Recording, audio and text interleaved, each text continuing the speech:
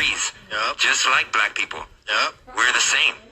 We used to get all the shit. We used to get hung for the dumbest things, homie. Yeah. For correcting a little white kid on not using bad language. For looking at a white lady wrong.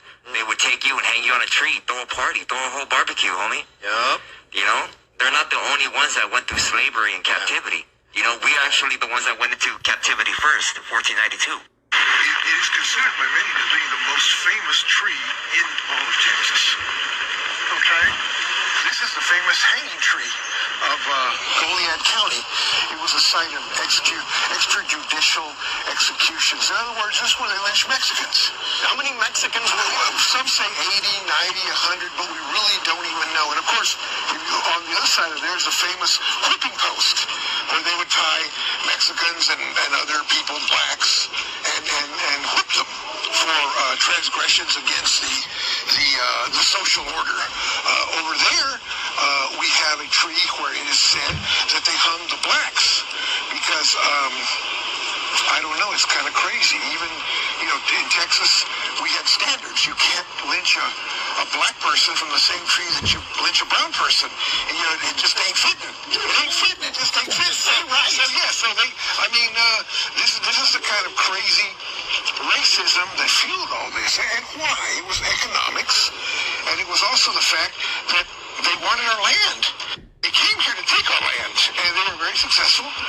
It's a tourist thing now here. Everything's named Hanging Tree around here. But, when you really think about it, it should give you the creeps. Back then, of course, a hanging was a big community event. Little boys would climb into the adjacent trees to get a good view. People would bring picnic baskets. They would make a day out of it. It was like a big jovial affair. Of course, this is for the white people. The black people and Mexicans weren't going to come to this because they were the object of it was to instill terror in their lives. 1892, Francisco Torres was lynched, hanged from a telephone pole in Santa Ana, California. In the summer of 1892, Francisco began working under ranch foreman William McKelvey. On July 30th, McKelvey was ordered to deduct a $2.50 poll tax from Francisco's check that totaled $9 for 6 days of work. The next morning, Francisco confronted McKelvey, demanding all of his pay. A physical altercation ensued between the two, resulting in the death of the ranch foreman by Francisco. Francisco fled the area, but was later found and returned to Santa Ana. He claimed that he acted in self-defense after McKelvey attacked him and drew a pistol on him. The town was incensed with talk of vigilante justice, so the sheriff requested Francisco's transfer to Los Angeles, but only additional guards were posted at the jail.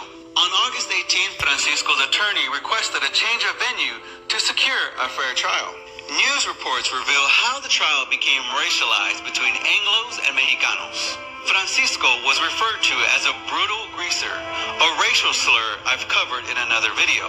He was also called an idiot in the papers and associated with the Indian race.